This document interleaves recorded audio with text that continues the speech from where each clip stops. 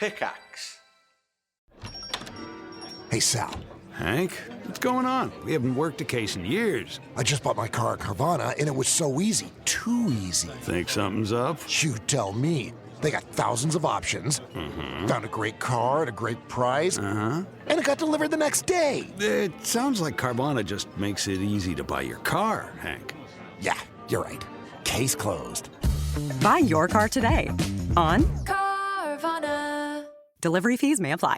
Año nuevo, los mismos Extra Value Meals en McDonald's. Ahora te puedes llevar 2 snack wraps y papitas y una bebida mediana por solo $8. Solo por tiempo limitado. Precios y participación pueden variar. Los precios pueden ser más altos en Hawaii, Alaska y California y con entrega. This episode is brought to you by Stouffer's.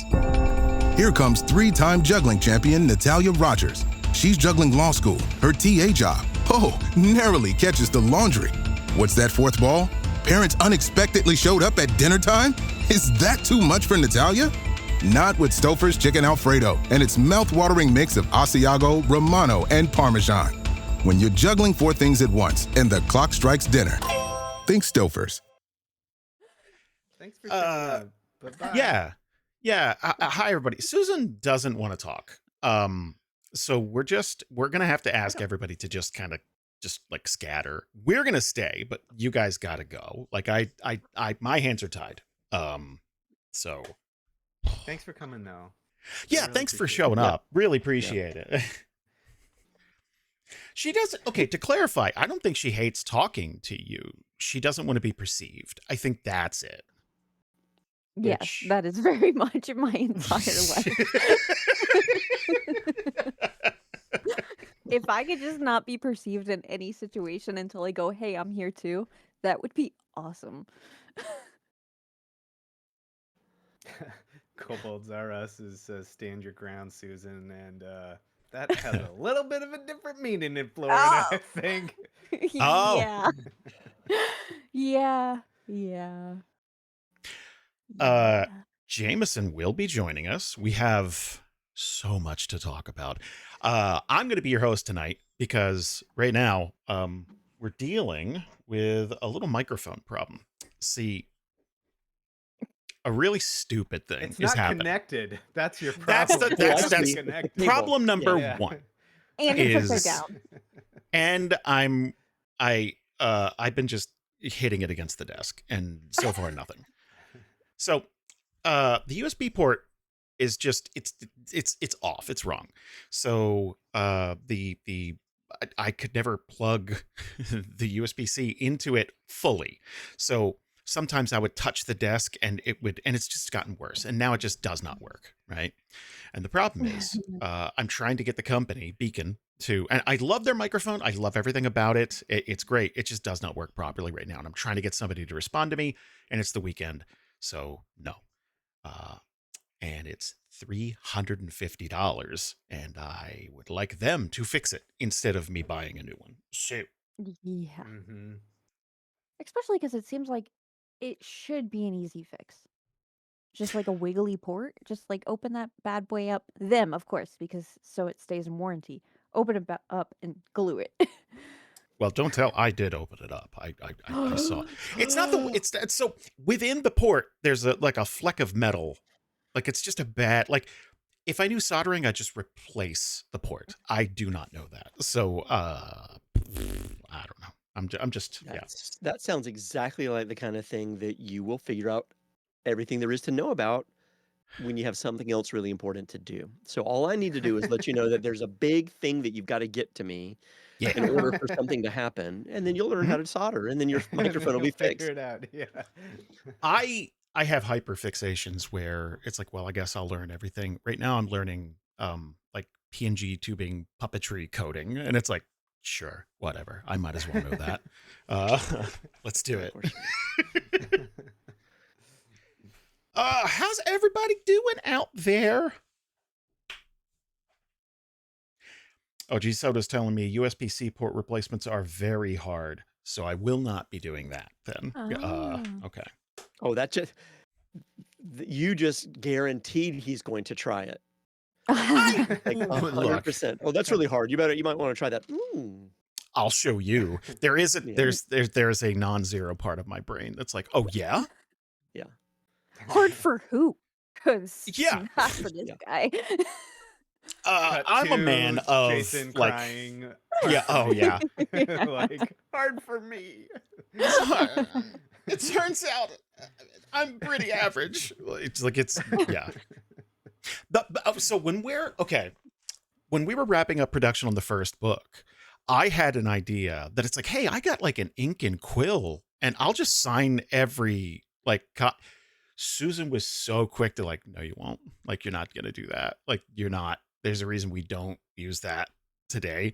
And I never even tried it. I've never taken it out of the package. I've never tried it because you were so adamant that. But again, non-zero part of my brain is like, I could do it.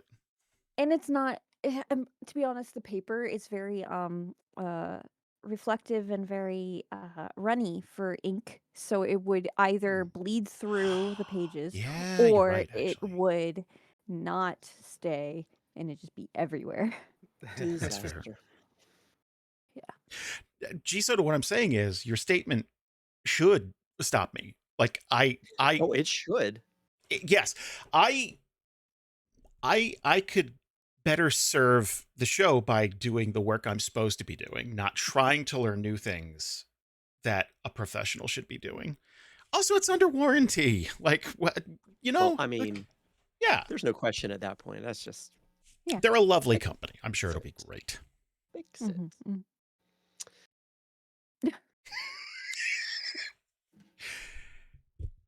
I guess we could jump in while we're waiting for Jameson. Yeah, never know. You never know. He's got family stuff all the time. You never know what might have gotten in the way. Yeah. So And he'd have to kick out his entire family from half of their home. So that's true. I mean, that sounds like bliss. For But like I an understand that it's hard. hour. Like, just I hear there's Jesus. something happening outside in that area. Of That's the true. place. Oh, I have Yeah, some that's really true. good photos. We went to the park today. Had we did some sledding. No, Oh, cool. Fun. that does sound fun. I couldn't open my windows because it was 80 degrees and it sucked. Yeah, you guys. 80 degrees. See, that sounds miserable in another way. It was just What fine the over here. Like, it was just fine. 80 degrees. Hi, Mhm. Ryan. Okay, wait. It's January. And it's like 4 degrees here, and we're like It went down 4 degrees. So we have that and similar. It went down 4 because Oh, now it's evening. 76. Yeah. Ooh. Why aren't you wearing your hoodie? All right. Well, I'll have you know that Bree gave me notes. Okay. And I guess I'm supposed to try and host it similar to her. Can you do like, her intro? Jason, do you need me to do this? yes. Would you? Hey, everybody out there, I'm Jasper. I play Ruby Pettigrew on Frostbourne. Welcome to Extended Rest, where we kick back, look back, and unpack everything our heroes have been through in this past month's episodes. Today, we're going to be discussing the end of 2025, bringing us into 2026. And today we have with us Ian. Ian, introduce yourself, please. Hey, I'm Ian, he, him, and I play Chimera, the Tiefling Warlock on Frostbourne. And Susan. Hey, I'm Susan Spinator, pronouns are she, her, and I play Nythera Rylith, the Elven Rogue on Group Frostbourne. And Jasper. Hey, I'm Jasper. I play Ruby Pettigrew on Frostbourne as well. It's really great to be here. And Jason. Last but not least, Jason. Yeah. At least. Hi everybody. I'm Jason, and I have pages of notes. So Bree has questions ready to go, and then I know the chat's gonna have questions because we promised you guys a big January, and I like to think I'd like to think we delivered on that, because heads up, this is a weird situation. We've never done this before. after this, we're recording the next episode Not like directly after this, like this week, but like within Yes. minutes, right? Yeah. So I would love to get to the end of this and then ask everybody where would they like to see this go? How, because we're pretty borked, man. Like consequences wise, it's going to be a rough one. Ooh, and what should we specifically do during the episode to call out the people in this chat so you will know because you were Mhm. here? The real ones, I believe they're called. Yes. Well, I was hoping Jameson would jump in between that time, but he has not yet. So as long as he's here by the end, right? Like we William, gotta. if he does, it'll be amazing. It'll be perfect timing. It will be. He'll have something amazing to say. Mm-hmm. It's going to be so good. And it's gonna blow us away. He's going to Logren it up, is what it is. He's just. Okay, I'm going to read this out verbatim. Episode 33, Unity. This episode splits the party in a way that feels practical at first and catastrophic in hindsight. We're already at catastrophic. We haven't even gotten to episode 35 yet. Yes. We're already at catastrophic. Ruby stays behind with the gear heart. While she's working, a massive Minotaur procession moves through the city. Under guard escort, paladins converge from opposite directions, and it becomes clear that something big is happening at the center of town. At the same time, Chimera's solution to being hunted reaches its logical extreme. What starts out as a controlled tournament in a tavern basement slowly reveals itself for what it really is, a soul harvesting machine. Lochran clocks it immediately, tries to pull the kids out, and draws a hard line. He makes it clear he isn't angry, just disappointed. Nythera and Veti arrive just in time to realize how bad things have already gotten. By the end of the episode, Chimera is riding an unprecedented high of power. Kolgoth is ecstatic. Aura believes she's finally found her purpose, and Logren is standing alone in a basement full of bodies, realizing whatever happens next is not going to be fixable with words. Okay. We started this in December, and then we had like a pretty big gap in between because holidays and stuff. And now we've reached a point where we're recording directly after this to start February. When this started, a couple episodes back, and it was just Logren and Chimera squaring off, where did you see this going? Because, like, did you see it heading into a fight? Did you see it heading into what we eventually got? I'm really curious about that because it escalated so quickly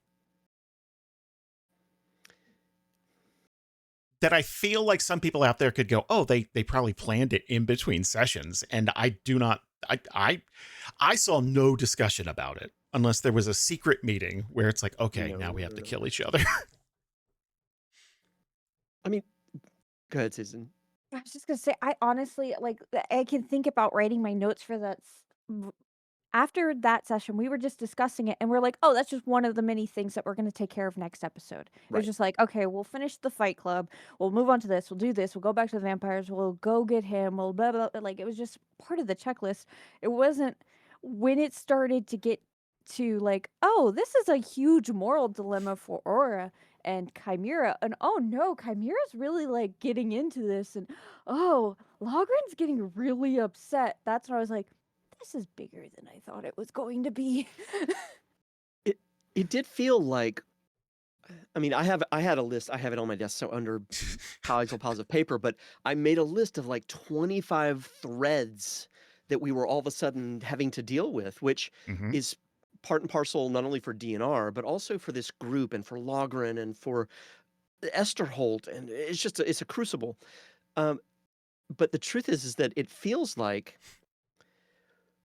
not on purpose, not by design, nobody talked about this, but it's like, oh, and all of a sudden people want to fight Chimera. All of a sudden, it was like everything got pushed to the side, and we focused, not we, but the story focused in on exactly what it needed to focus in on. Number one, immediately the party split. Not because of anything, but just the story did that. And then Chimera's thing started to happen. I don't see this as another thread that just became a story. It's almost like if you go back to episode 1 and you follow Chimera and Kolgoth, this is like this is coming to this kind of a thing.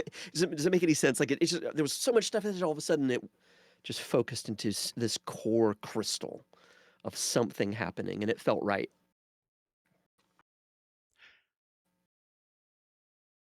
Okay, Susan.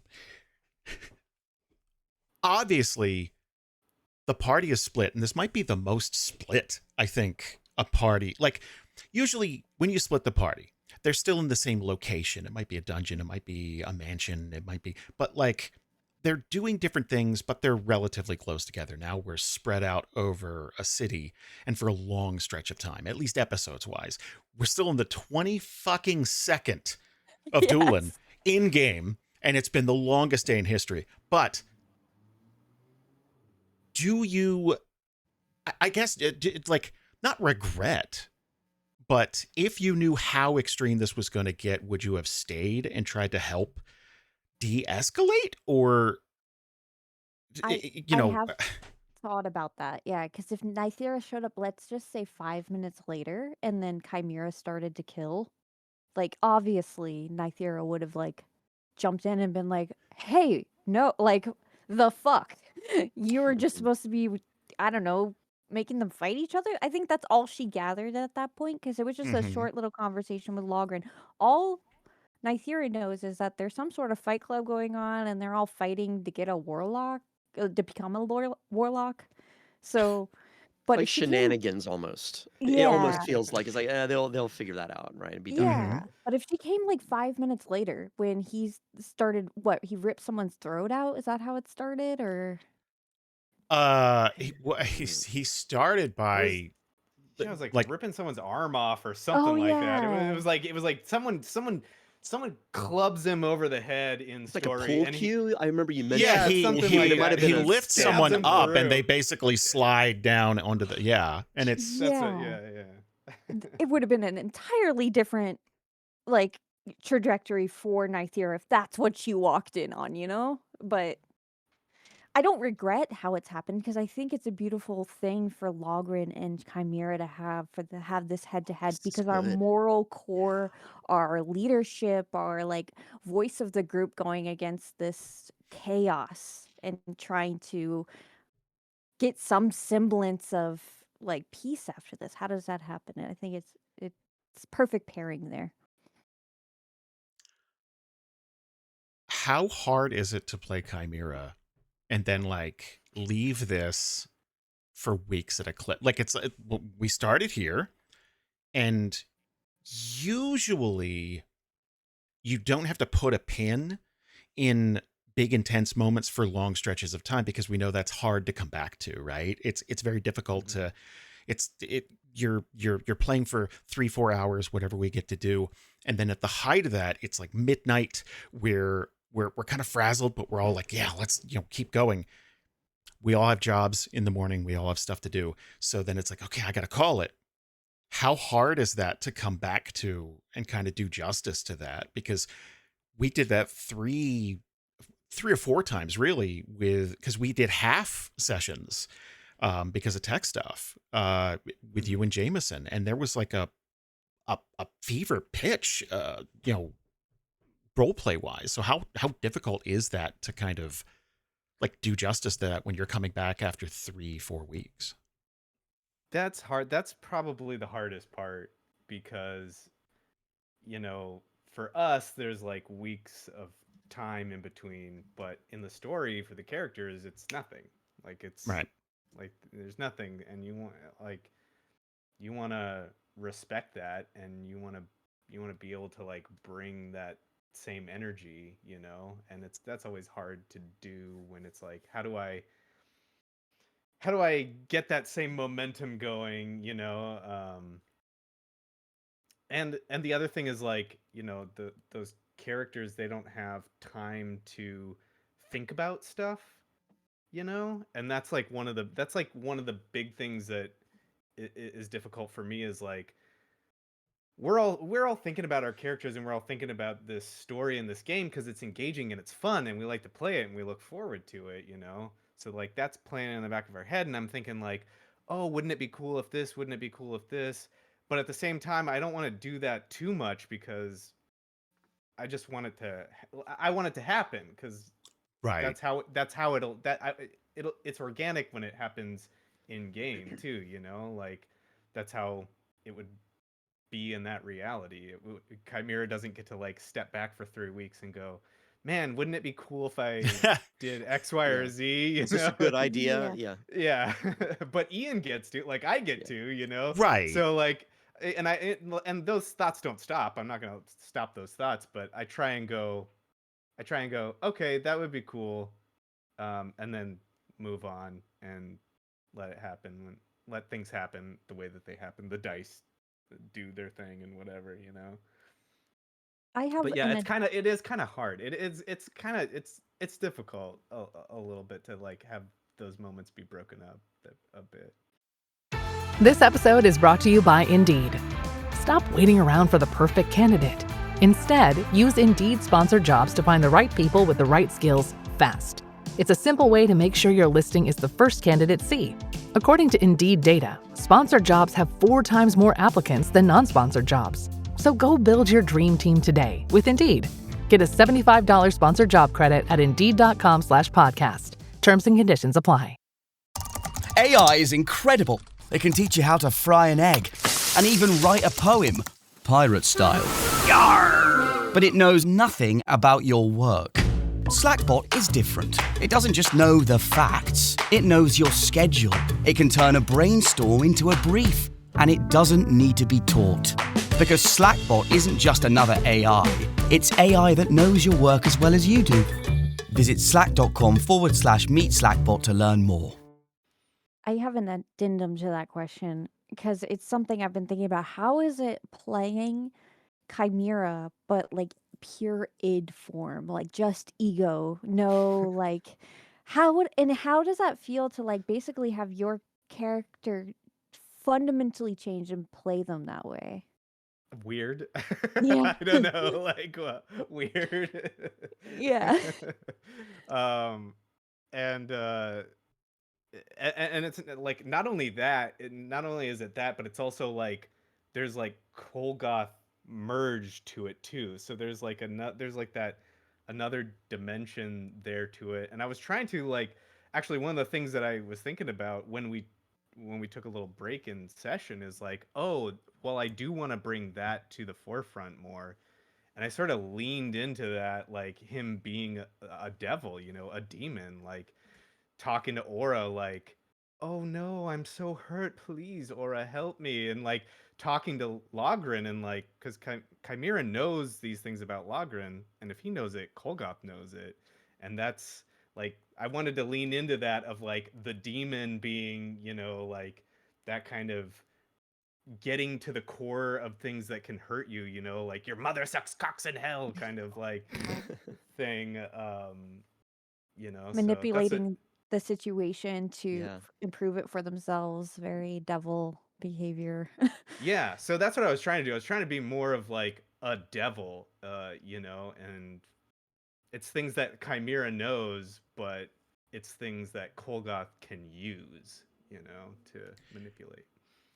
It's really weird because I feel like this is so against type for you, because like you're such a nice dude that like it's really it can be really fun to just play the worst version of something for a bit, but it's also this is the first time I've ever co-op played a character with somebody.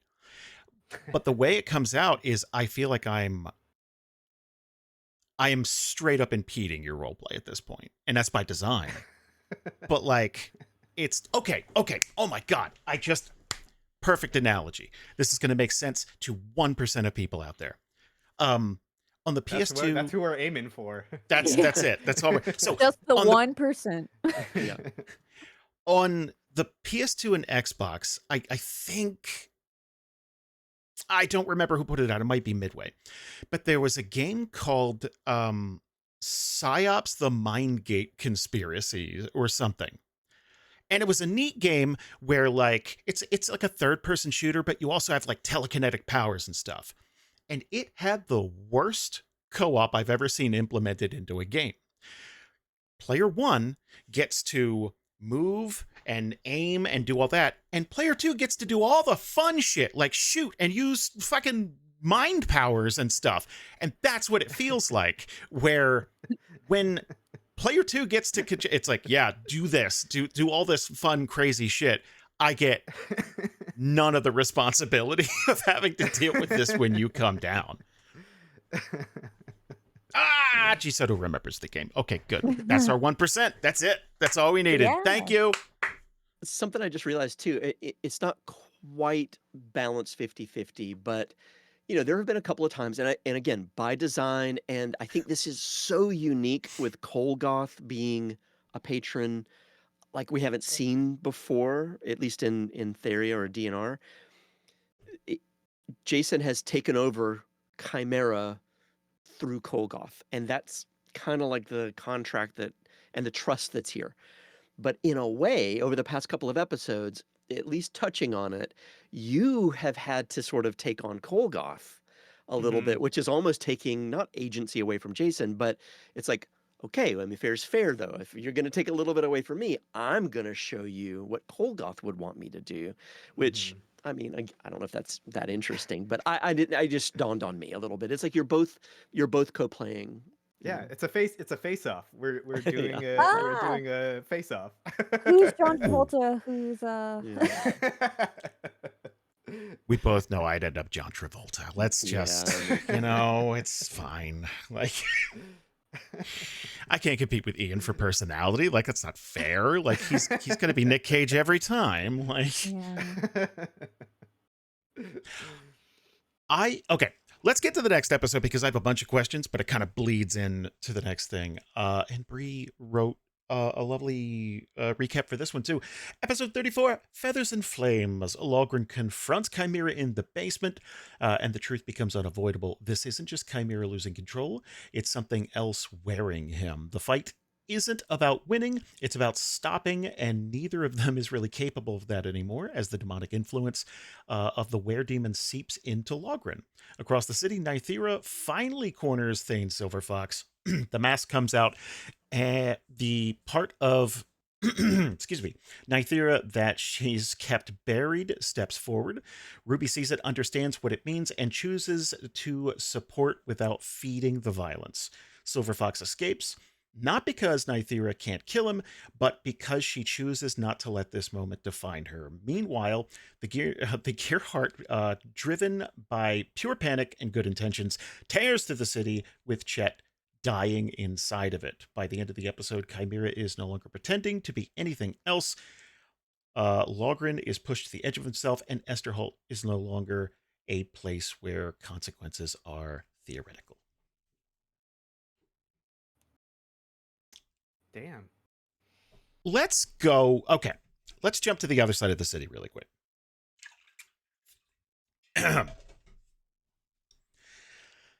Let's talk about Ruby, then I want to talk about Nythera.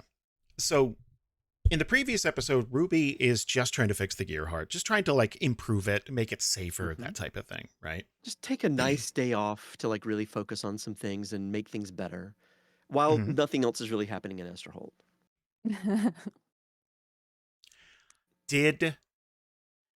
I must say, how'd it go? No. How would you... You're playing somebody who's just fixing something up. You're basically installing safety rails, and it's like, yeah, we're going to put yellow caution tape over here to make sure. Meanwhile, everything's falling apart. How tempting is it for you to drop that? And it's like, I guess I'll go check in with everybody else. Like, how tempting is it to like abandon that when you know things are so fucked? So I will say, interestingly, it's it's not hard at all to do it. And there's a couple of reasons from a meta point of view, because Ruby is doing exactly what Ruby would. I'm playing Ruby, right? Ruby would focus on this thing. She's not worried about anything else. She doesn't even know the world exists. She doesn't know she's hungry or has to pee. Like, she is just doing this thing with a gear heart. And what's nice about it is that whenever you inevitably go, well, let's cut back over to this, I can just lean back and it's like I'm watching this amazing story unfold. Whether it's Nythera chasing somebody on the rooftops, or if it's a big fight between Logren and Colmera, whatever. Point is that I get to sort of sit back, yeah. And all right, so there's that. The other thing that drives me is that inevitable, hopefully, whatever comment that Ruby can make whenever she finally does catch up with everybody and be like, whew, how's everything going? Kind of, like, like that moment is what is driving me. I hope we get to that this episode. I don't know. We'll see. I have no idea. Don't either. But yeah, it's not, it's fun to watch that unfold. And I don't think the story would be served if Ruby found a way to all of a sudden show up there at all. I think this is what I have wanted to see, was this moment of Logren locking the door and saying, have a seat, we're going to chat. And to see that play out. Now, this has played out more violently than I even expected it to go, but maybe for a dwarf and for a tiefling with a demon inside of him, maybe this is exactly what sit down, we're going to talk looks like, in a way. I don't know.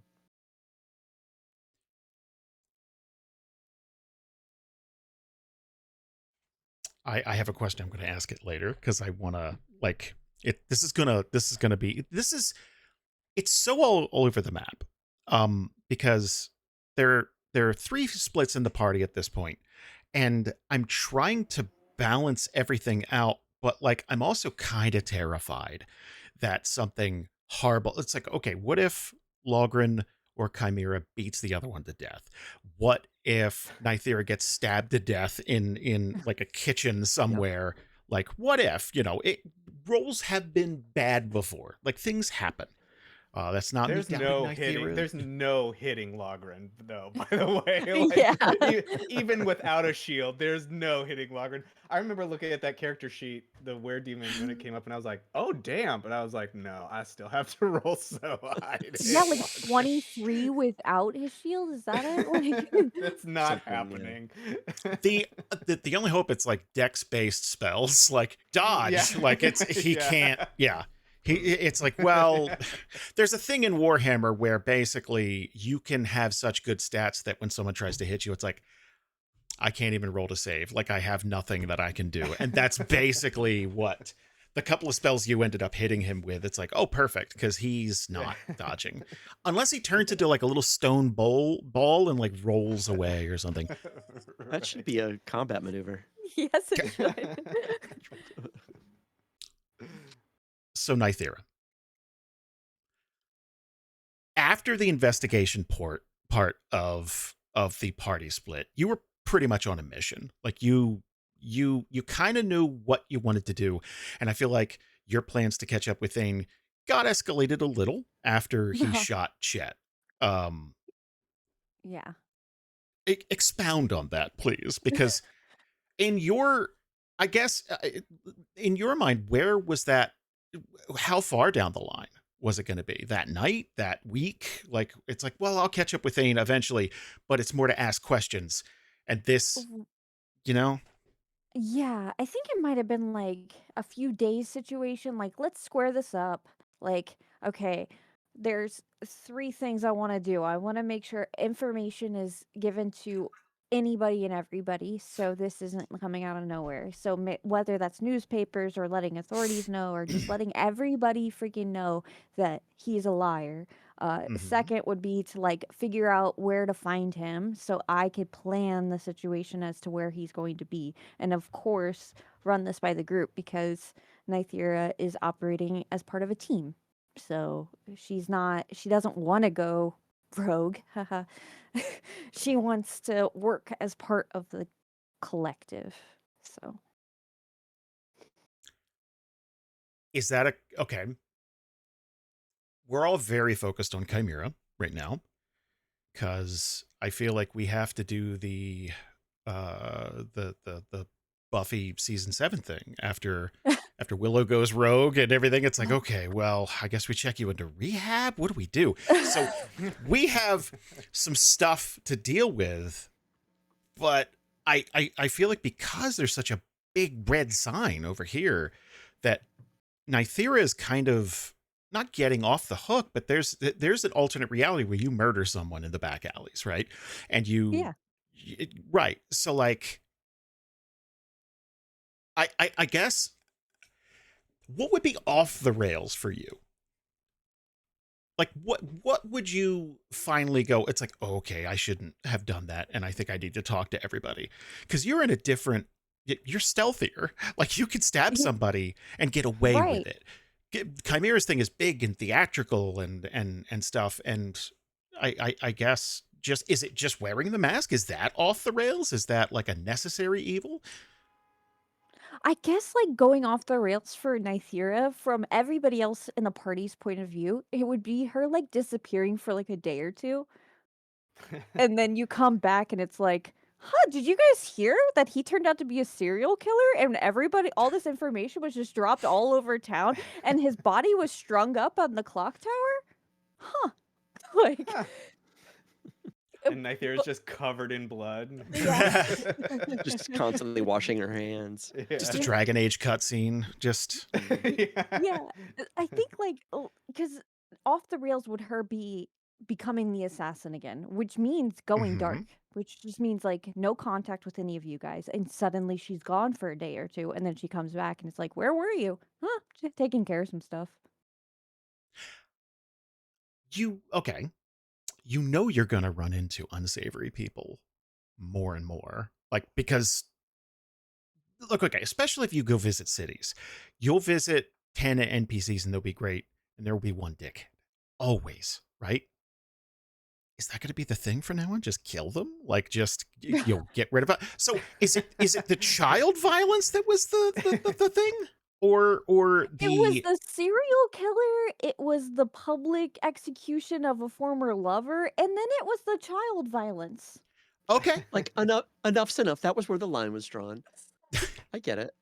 I do feel like, I mean, we haven't talked about this as a group, but I feel like we should probably have a meeting. At this point, Frostbourne, this group, never setting foot in another city, never talking to another person. And if we ever do go into a city, Nythera is just going to simply go in and murder everyone. And then we're safe. And then we don't have to worry about it. Yeah. That's what I'm saying. What's the problem, you know? That town was always empty. Like, I'm curious. I mean, you kind of alluded to it a little bit in your sort of like off the cuff thing, Susan, about what Nythera would do, but I want like, what do you think Nythera? How do you think this will end for Thane at Nythera's hand? Like, what are you thinking about? Because not to part the kimono too much, but at the beginning of all of this, even you, you were like, I don't kind of don't know what I want to do, how to react to this. I'm kind of weighing all the options still, and that's, those options have kind of collapsed. So now where do you see that? What's the end for it? so I think at this point where we left off, I think it's seeking him out and disabling him in some way, and then letting, like, well, she thinks Logran will take care of it because he's fine and everything's fine. Like, after he wraps up with Chimera, it's fine. But like, I can't take charge of this situation because my solutions are death, and then that doesn't bring justice to these I think like dozens of other people he just straight up like framed as like creatures, and then of course that doesn't bring justice to Zira, and then that doesn't solve the vampires issue where they want justice, and it's like, okay, well, and that's the other thing that I have to keep weighing. We've talked about this last extended rest, is that Nythera is 153, so she doesn't make rash actions. She thinks through a lot of things. She has a lot of life experience. So I'm trying to think as someone, not that she always makes the best decisions. It's just that she's made the rash one, so now she knows, okay, well, I got to let the authorities handle this because if I just do it, then it's just nothing's going to come of it and then it's just another murder on the books. They always tell you there's a catch, a compromise, an asterisk. Terms apply. See store for details. May be less than advertised. May vary by mood. Probably. Sprite Zero Sugar? It's different. It's the lemon lime flavored refreshment you want with zero sugar. So, no fast voice? No caveats. Just refreshment. This is Sprite Zero Sugar. Obey your thirst. This is your fix. I'm your host, Stassi Schroeder. Welcome to Tell Me Lies, the official podcast. What's the most unhinged thing of season 3? Steven, because he's so evil. I do think he is misunderstood. You see everyone face consequences. It's intoxicating. The writers just know how to trick you. There's always a twist in this show. Tell Me Lies, the official podcast, January 6th, and stream the new season of Tell Me Lies January 13th on Hulu and Hulu on Disney+. I am being blamed for killing children in the chat, and I feel like I need to defend myself. Let's hear it. Yeah, I'd love to hear that. Yeah, keep Okay. coming. Yeah, please. Hang on, let me record this. I am innocent and always have been innocent, and I have done nothing wrong. And that is the end of my defense. As your attorney, I would say stop talking. As my friend, you'd tell me to stop talking. So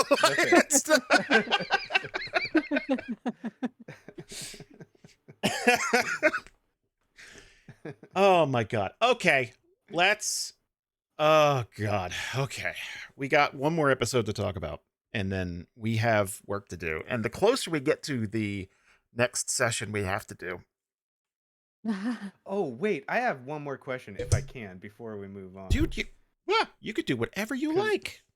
Because I kind of want to know what Ruby thinks is going on with the Gearheart. Because I don't know if we've ever talked about that.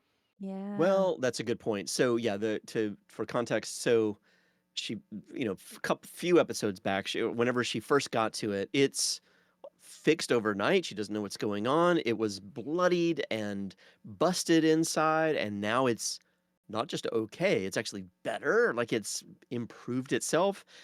She felt, again, as context, she felt a little bit like, well, that's really surprising. And also, oh, hell no, this is mine.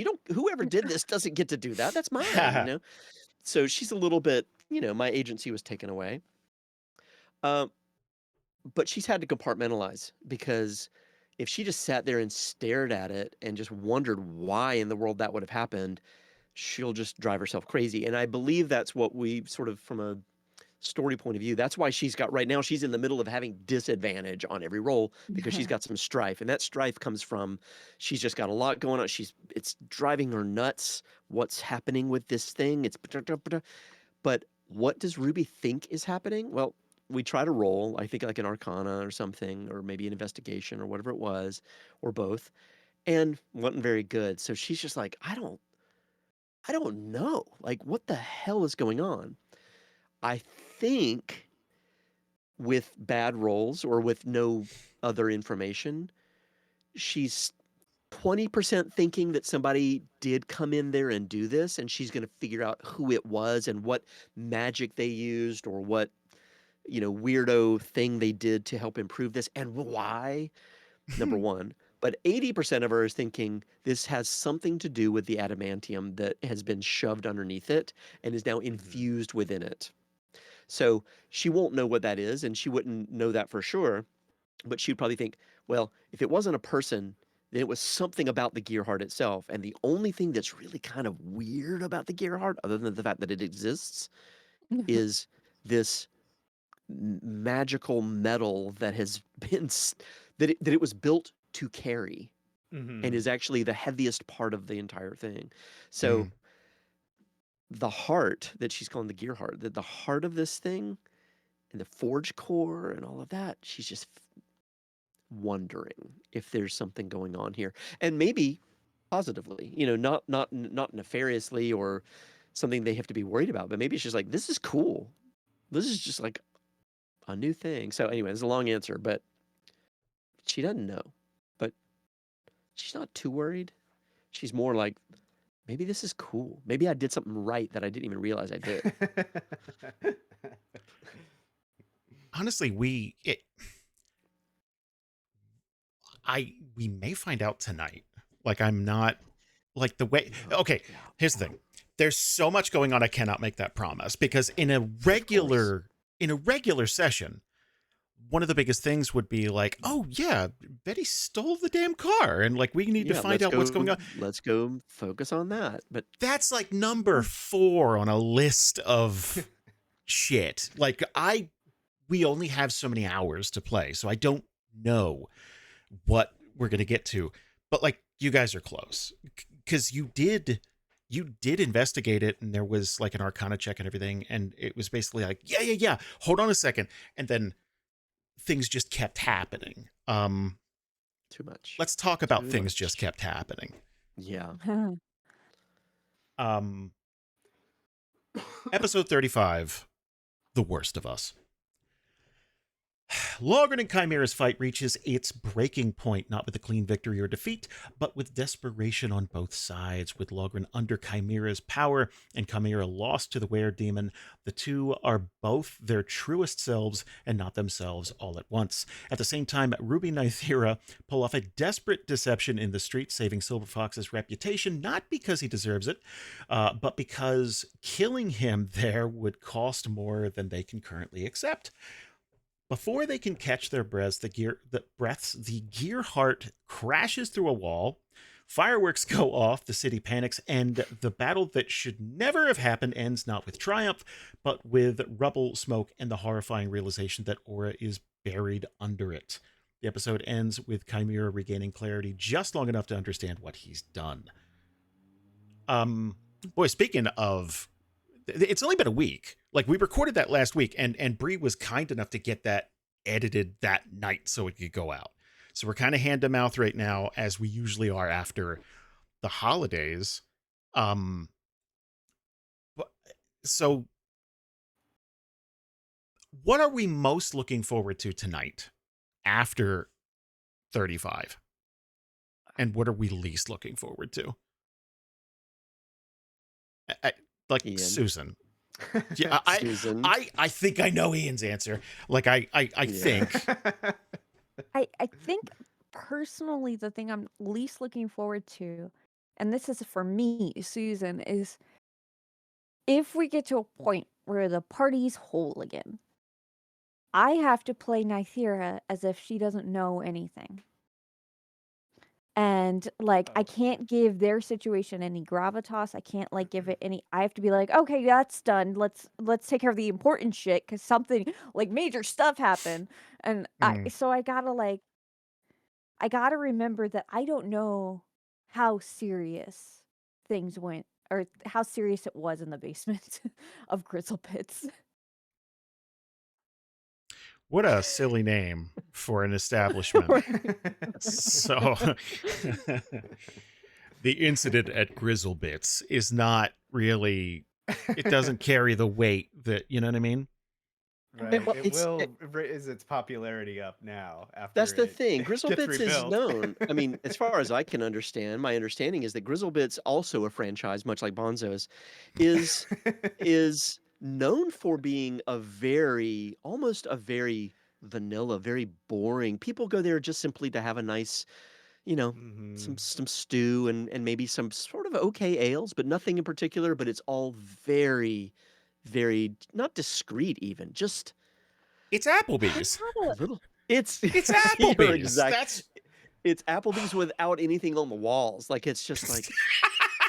Have we going to the same Grizzle Bits? Because I remember that there was an underground fight club that they already had going. Well, that's that's fine. Okay, I am making up a little canon here that isn't really true. But in my mind, I'm thinking this is the anti-Bonzos, except it is now known for something else. I feel like that happened at Grizzlebits just because it's like, who would think that there's a fight club at the Applebee's? Like, no one's going to take that seriously. So, like, maybe that's why. Pajamber Party asked just a great question. Did you pull any punches as Colmira or... Yeah, Colmira. I think that's what we're going with. I think that's it. Yeah, I think that's it. Yeah, I like that. Colmira, yeah, that's good. No, I didn't pull any punches. I mean, Jason basically handed me another character sheet and said, "Here you go. This is what you're playing." And I was like, "Oh, okay. Let me look over that real quick." And there's some nasty fucking stuff on there. Like real nasty stuff. And I was like, "Oh, damn." But like I said, like, there's no hitting Logren. Like, it's just not happening. Even with all of that. And the other thing is, like, in my head, because when we started the episode, or when we started the, like, that little mini arc, it was kind of like, hey, play this, but it's like you don't have to, like, don't hold anything back. Like, you have no worries about whatever you want to do. And I was like, okay. And I felt like the way I translated that in my head is like the violence had happened for Colmira. Like, he fucked up a bunch of people in that basement, like, and that was fun and that was cool. But that was the violence part. Now he wanted to go have fun. He wanted to go fuck Thane Silverfox. Like, that's what he wanted to do, and like that was his goal. So like that's what he was trying to do. He wasn't there, he didn't want to like kill Logren. He wanted to like go get his dick wet. That's what he wanted to do. So that's what he was trying to do. So no, I don't think and then when they started getting into it, like, no, I was just doing what seemed in the moment like what needed to happen, get out of there, manipulate, and blast a motherfucker into the floor. So no, I wasn't holding any punches back. Absolutely not.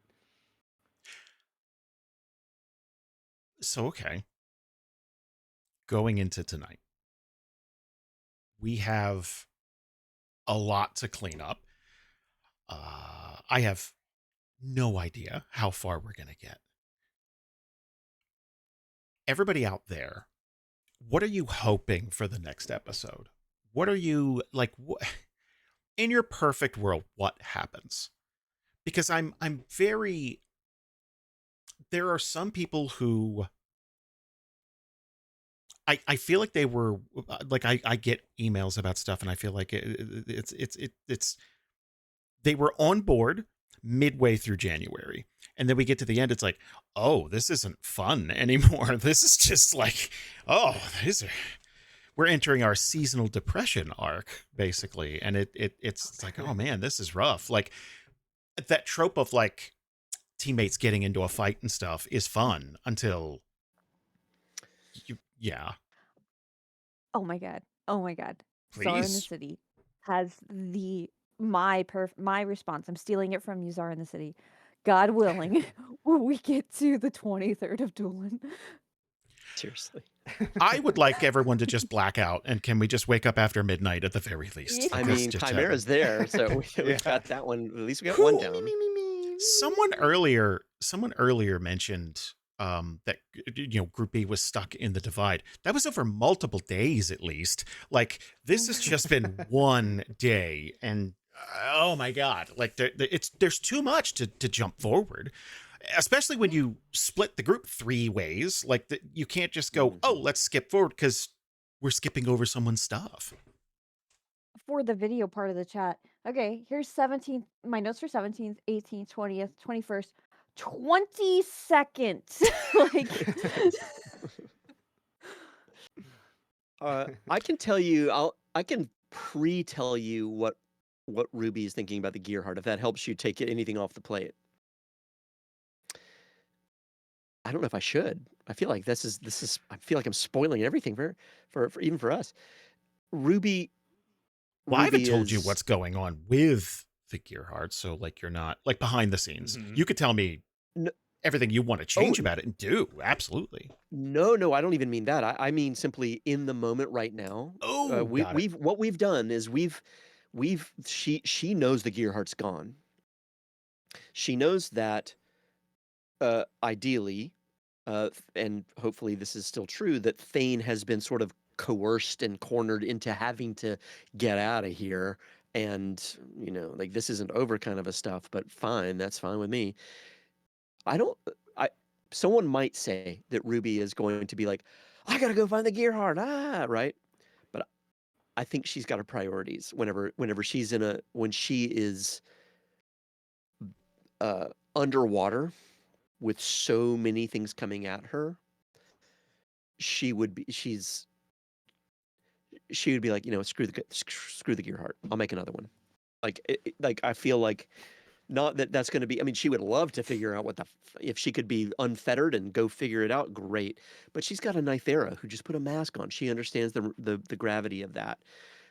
If nothing else, not knowing anything about Logran and Chimera, which is another whole thing, she'd be present. So the Gearheart may just be gone at some point. I don't know. To also give a peek into what's probably going to happen in the next episode, just like, and for Jason too to prep for it, I guess, is just like, I think in Oh, it's a little late now. Well, after never too late. After the mask comes off, Nythera's priority would be what started the whole mask thing is there's a kid in trouble. There's a kid with an arrow through their chest. Mm-hmm. Where is he? Is he okay? Let's make sure of that. I have a reputation of not liking children. It's well-founded. You're like Picard. Look, some of the cast's children are becoming people now. They're old enough that they have personalities that aren't just like yelling. What you think kids are, which is true. Actually, my interaction with children, I don't know. It's a lot of yelling. They cannot control the volume of their voice, but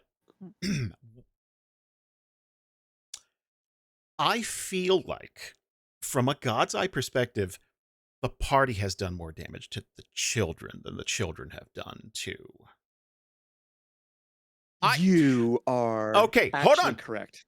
That's a hot take.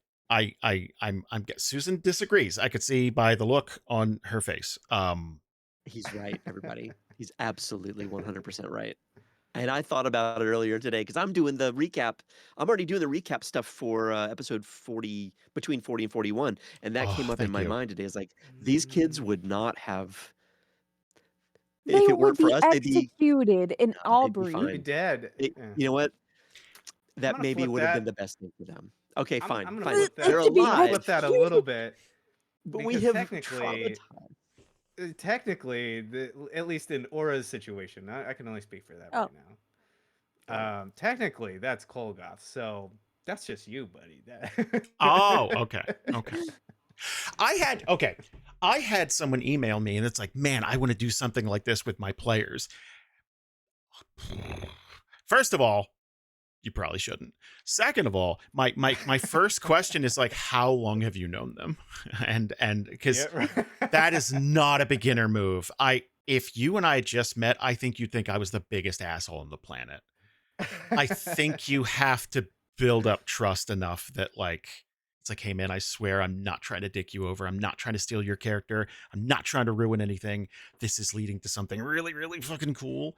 Jameson hit me up, and I can't tell you what we talked about, but he had concerns about something, and I'm like, just give me a little bit more time. We're getting somewhere, and like, I'm hoping this breaks through to like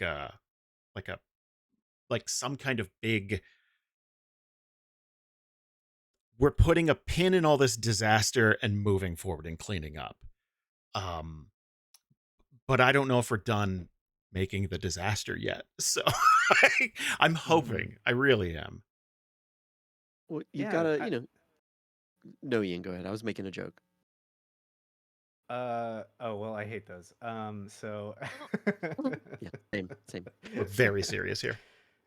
No, I think we're there. There is a lot of trust at our table. You know, a lot. So, yeah, I don't think that's something you can do without trust. And Hey, Sal. Hank, what's going on? We haven't worked a case in years. I just bought my car at Carvana, and it was so easy. Too easy. Think something's up? You tell me. They got thousands of options. Found a great car at a great price. And it got delivered the next day. It sounds like Carvana just makes it easy to buy your car, Hank. Yeah, you're right. Case closed. Buy your car today on Carvana. Delivery fees may apply. Hey everyone, I'm Justin. And I'm Luis. We're the hosts of Sleep It Off, a podcast about this cozy little mobile game called Pokemon Sleep. Imagine a game where you don't have to tap like crazy or grind for hours. You literally just sleep. The app tracks your rest, and in the morning you meet and befriend Pokemon based on how you slept. On the show, we explain how the game works, share easy tips to get started, and help you turn your normal bedtime into something fun and rewarding. If you like Pokemon, chill games, or just want a new way to make sleep feel less boring, check out Sleep It Off. You can listen to your favorite podcast app. yeah, I gotta say, I mean, I have a question for you, Jason. Was this something that you have done before or wanted to do, and how did it turn out? Like, how did it turn out versus how did you see it going? Like, did you have like a sort of like vision or idealization of how it would go? Well, okay. Like when we first started, I didn't see any of this. Like, obviously, I figured it would be either more comedy relief or more. You thought that situation was going to be comedy? Not relief? this. No. I don't. Okay. When I say I hate kids, I don't mean literally. I don't want harm to come to any children. I just don't want to be present. So like, that's like, I'm talking about when Frostbourne started, like over a year ago. When the idea for Kolgoth, it's like, okay, he's attached to Chimera. I thought it'd be like, hey, he'll offer you poisoned apples every once in a while. There'll be something, but I am 5% of that character. And then slowly over time, the more you and I talked about it, it's become more and more. And now it's an addiction. It is literally...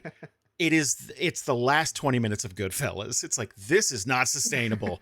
This cannot continue this way. So like, I saw none of this coming. It's just, I'm trying to react in such a way that like, it doesn't feel too crazy rushed, but at the same time, we've been playing for a year. Something has to happen eventually. Like we're episode 36 now, like heading into 36. I feel like this is a logical conclusion, right? Like maybe not the best and probably not what any of us sat down and thought about when we started playing, but all the decisions being made, I feel like this is just, the tournament was the last straw. Like none of this is, you know what I mean? Like, I don't know. The guardrails have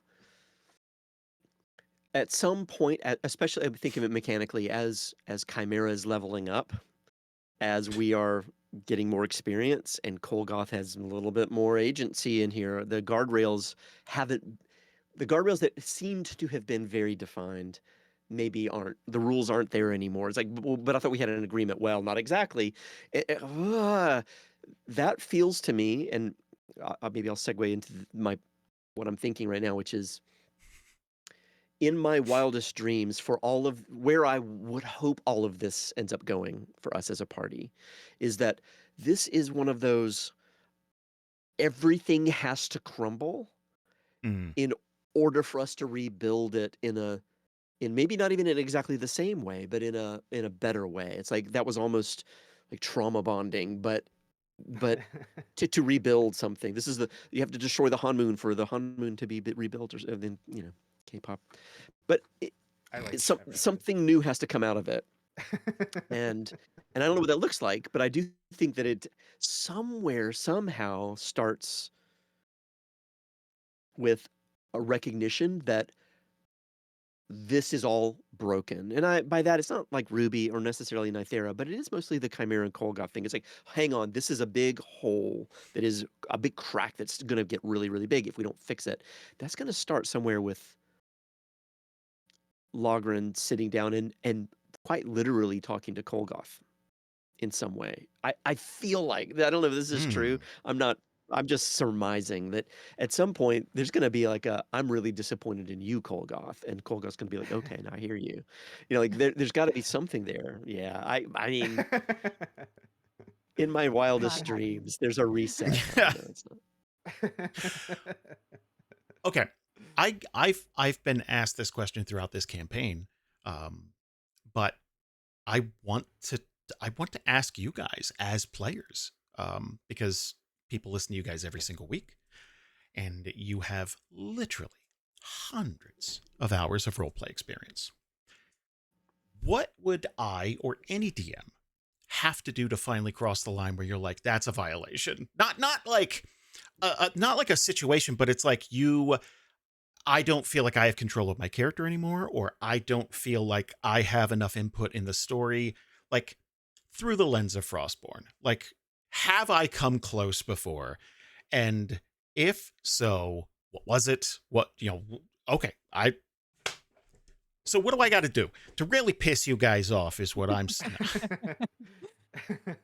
I guess just like take over our character and start like playing them. They'd be like, the fuck, Jason?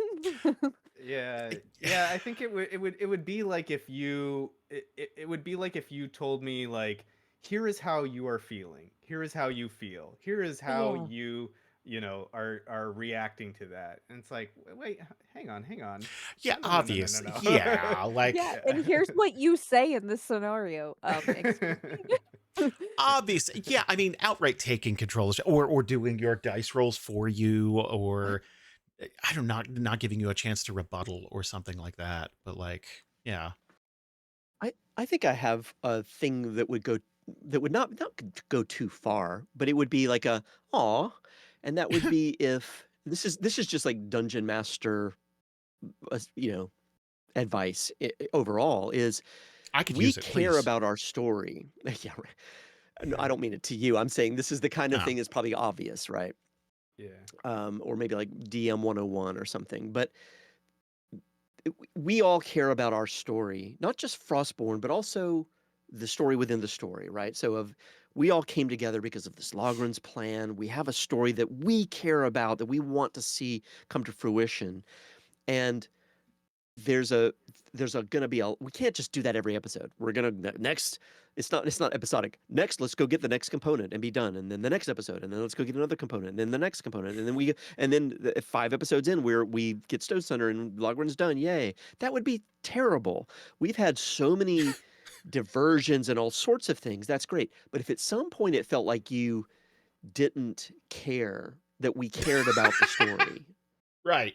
No, I get you. Like, and I mean that we can go off the rails, but there's always this sense of being able to say, okay, now let's get back on the rail to move on to the next diversion.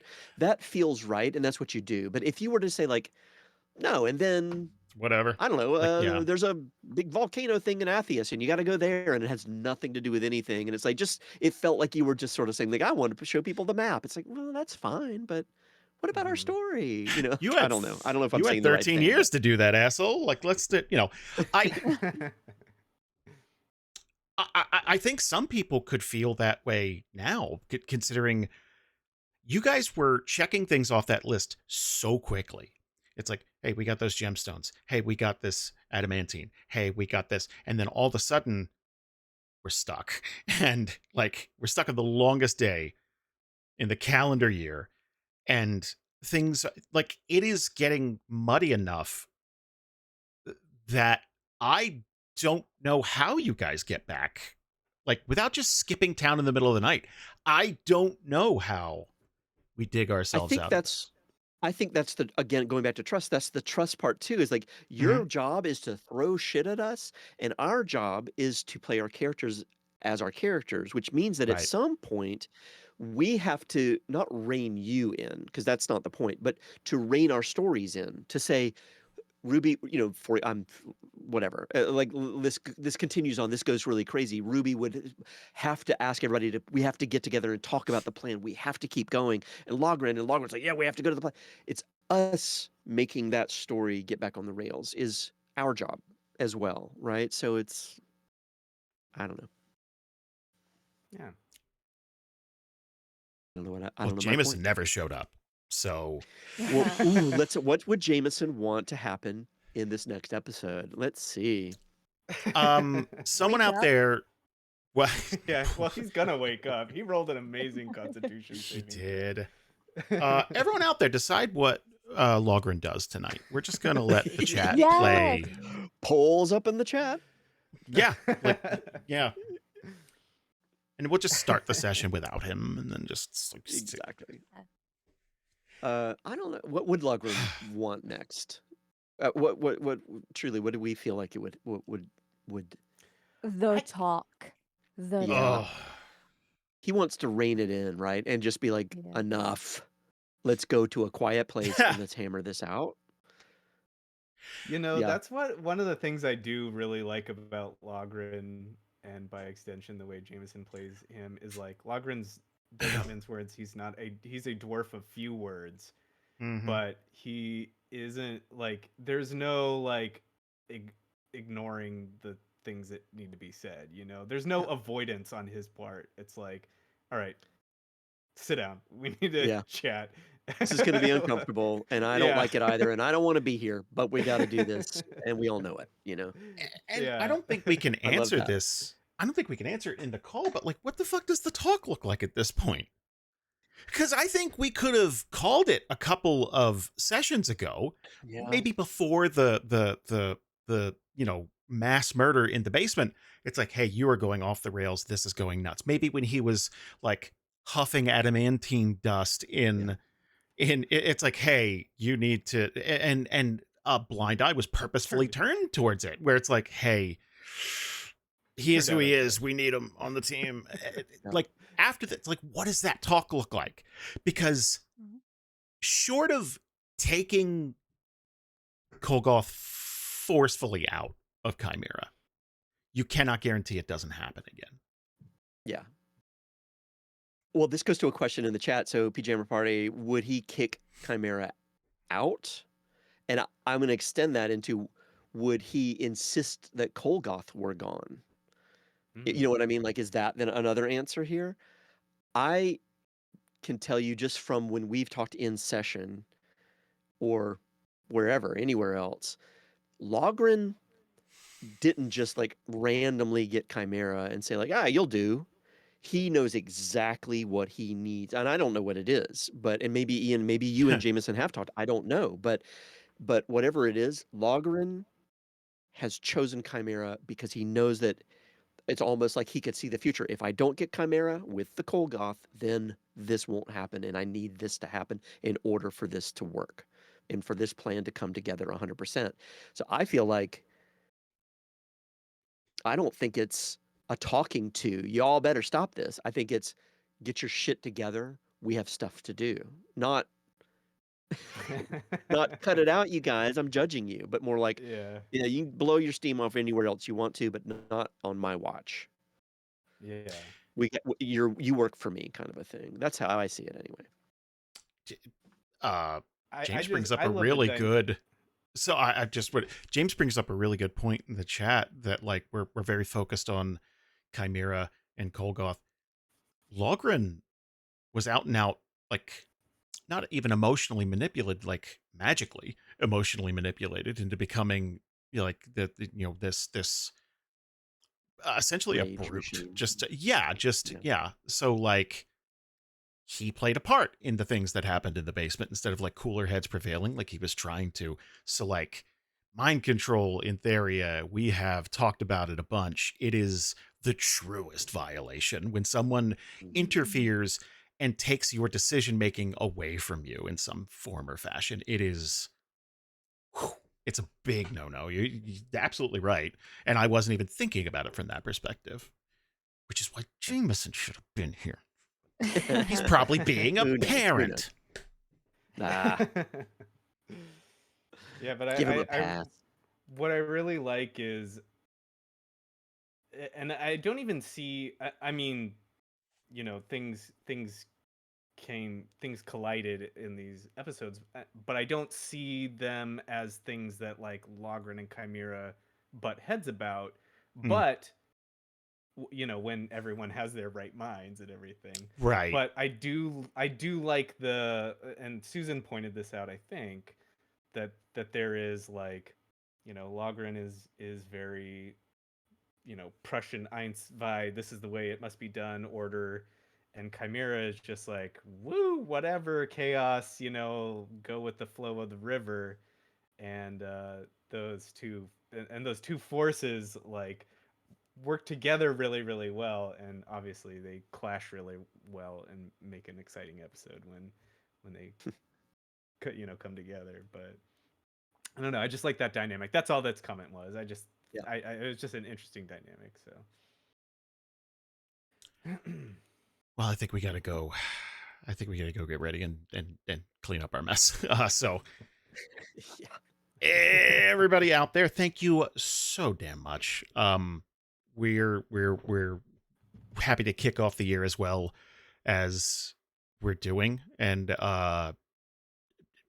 aside from all the tech nonsense, everything's going great, and you guys are so damn kind.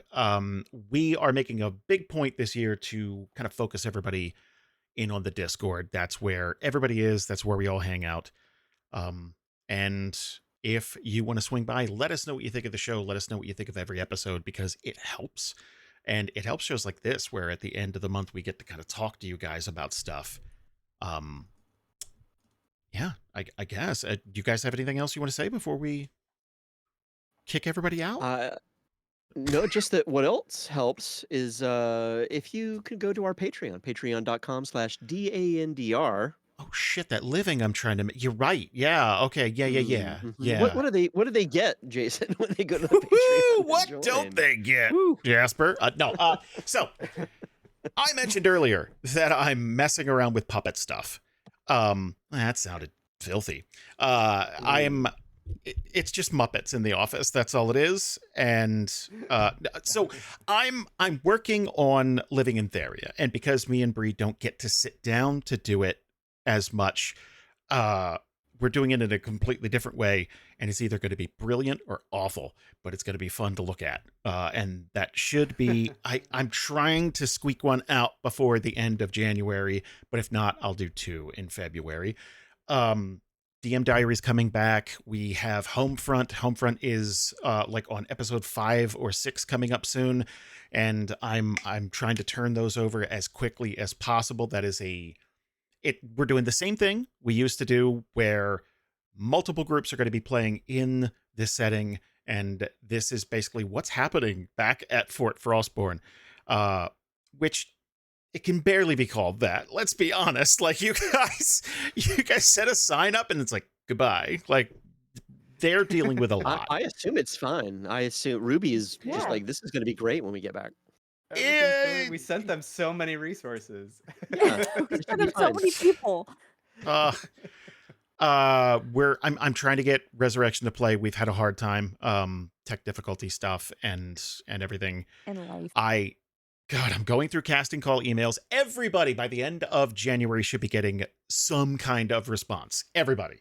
But there are many of you, and I'm incredibly flattered. Thank you so much. But there's a lot of you, and I don't want to ignore anybody. I want to make sure everybody gets some kind of answer. And yeah, there's tons and tons of stuff, guys. Java's